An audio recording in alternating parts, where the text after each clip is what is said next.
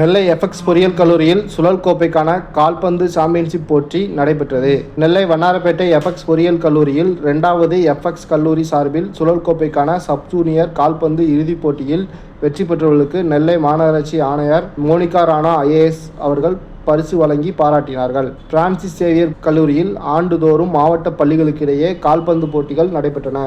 இதில் பல்வேறு பள்ளிகளைச் சேர்ந்த 16 அணிகள் கலந்து கொண்டன.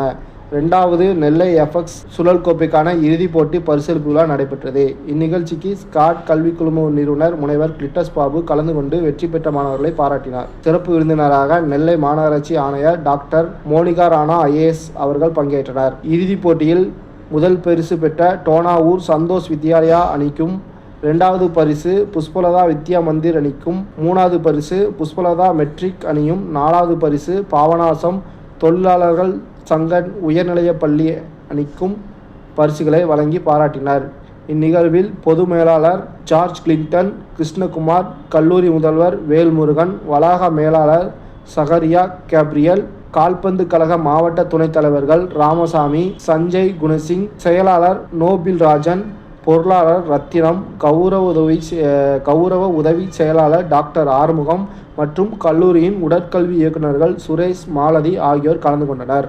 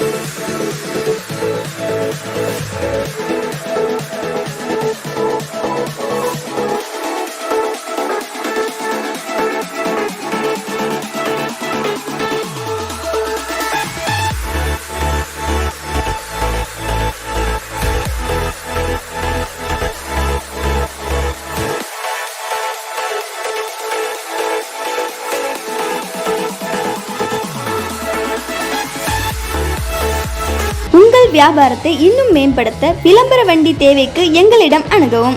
9443554244